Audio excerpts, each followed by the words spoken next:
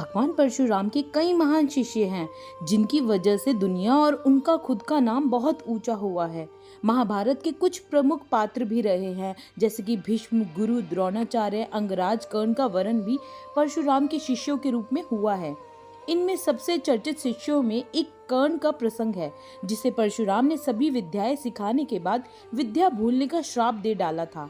जानिए परशुराम ने क्यों दिया था कर्ण को श्राप। बहुत साल पहले भारत में मुख्य रूप से गुरुकुलों में ही छात्रों को शिक्षा मिलती थी।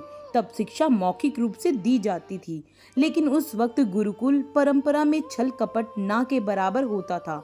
जो व्यक्ति कहता था उस पर विश्वास कर लिया जाता था, क्योंकि शिष्य के गुरु से झूठ बोलना महापाप माना जाता था।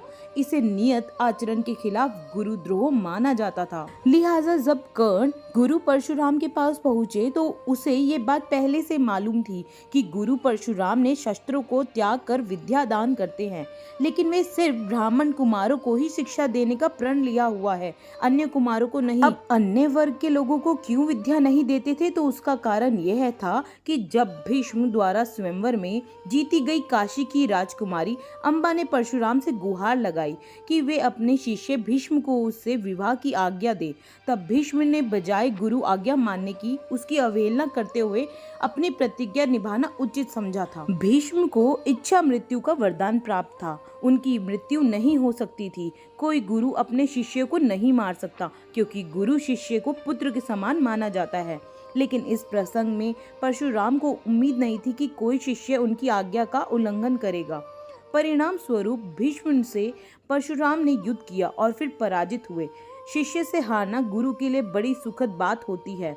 परशुराम अपने शिष्य के पराक्रम से प्रसन्न हुए, किंतु तब ही उन्होंने ये प्रण किया कि अब वे ब्राह्मणों के अतिरिक्त अन्य किसी कुल के विद्यार्थी को शिक्षा नहीं देंगे। कर्ण ने खुद को शूद्र पुत्र बताकर यानी असत्य कहकर उनसे शिक्षा का लाभ लिया, लेकिन एक दिन जब परशुराम को एहसास हुआ कि कर्ण शूद्र नहीं बल्कि एक क्षत्रिय पुत्र है, तो उन्होंने कर्ण को असत्य बोलने को लेकर दंड देना आवश्यक समझा। गुरु परशुराम ने कर्ण को श्राप दिया। जब उसे उनके द्वारा दी गई विद्या की सबसे ज्यादा आवश्यकता होगी, तब वे उसे भूल जाएंगे। यही कारण है कि कर्ण महाभारत में अर्जुन के खिलाफ ब्रह्मास्त्र का प्रयोग नहीं कर पाए और मारे गए।